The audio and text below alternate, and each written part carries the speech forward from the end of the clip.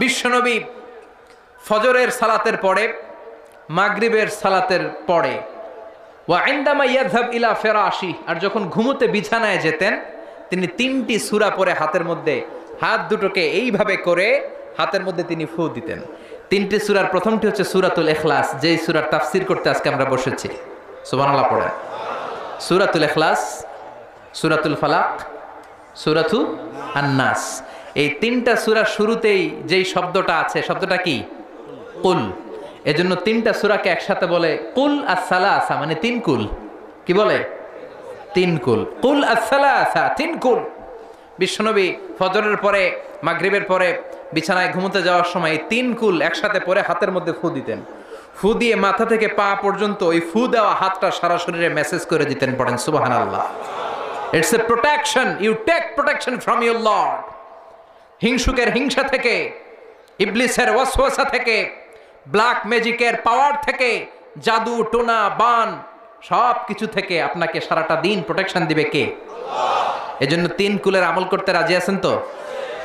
মা আয়েশা এই হাদিসের বর্ণনাকারী, আমি নিজে দেখেছি, মা আয়েশা বলেন আমি নিজে দেখেছি সকালবেলা সন্ধ্যাবেলা ঘুমোতে যখন বিশ্বনবী যেতেন 3টা সূরা পড়ে হাতের মধ্যে ফু দিয়ে সারা দেহের মধ্যে মাসে করতেন।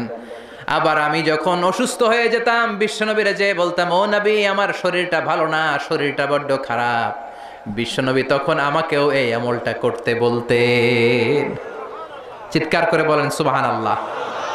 বিশ্বনবী নামাজ পড়ছেন, সিজদায় পড়ে আছেন, হঠাৎ করে লাদাগাতহু আকরাব, একটা বিচ্ছু পোকা এসে বিশ্বনবীর হাতের মধ্যে কামড় দিয়েছে। চকরিয়ায় তো বিচ্ছু নাই না? বিচ্ছুরে আপনারা কি কন? হ্যাঁ, বিচ্ছু হক দে, বিচ্ছু। আচ্ছা, বিচ্ছু। এই বিচ্ছু পোকা কামড় দিয়েছে বিশ্বনবীর হাতে, প্রচন্ড ব্যথা পাচ্ছেন বিশ্বনবী। ব্যথার চোটে নামাজ শেষ করে বললেন, লানাতুল্লাহি আলাল আকরাব, আল্লাহর লানত এই বিচ্ছুর উপর।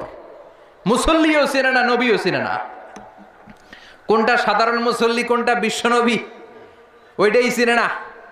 কি করবে? বিশ্বনবী বললেন লবণের পানি আনো। বিশ্বনবীর সামনে লবণ সেদ্ধ পানি আনা হলো। বিশ্বনবী বললেন আঙ্গুলের মধ্যে ঢালো। বিশ্বনবীর ব্যথা পাওয়া আঙ্গুলের মধ্যে ইনফেক্টেড জায়গায় গরম পানি ঢালতে শুরু করা হলো। বিশ্বনবী পড়তে আরম্ভ করলেন, কুল হুয়াল্লাহু আহাদ আল্লাহুস সামাদ লাম ইয়ালিদ ওয়া লাম ইউলাদ ওয়া লাম ইয়াকুল লাহু কুফুয়ান আহাদ। পড়েন আল্লাহু আকবার।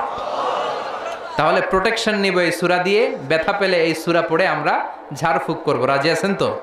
তাবিজ ঝুলানো যাবে না। মানে আল্লাহ কা তামিমাতান ফি জাসাদি ওয়াখিলা ইলাইক, যেটা ঝুলাবেন আল্লাহ বলবে আমার কাছে 7 জন আছে, এটা ঝুলাইছো, যা এটারে তো রব বানাই দিলাম, এটা কেমনে ভালো করে আমি দেখে নেব, আমার জিম্মা আমি উঠিয়ে দিলাম।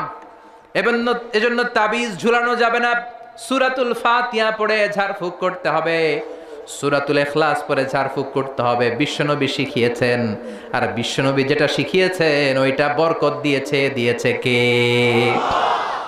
তাহলে সূরাতুল ইখলাস, সূরাতুল ফালাক, সূরাতুন নাস পড়ে আমরা ঝাড়ফুঁক করব। রাজি আছেন তো?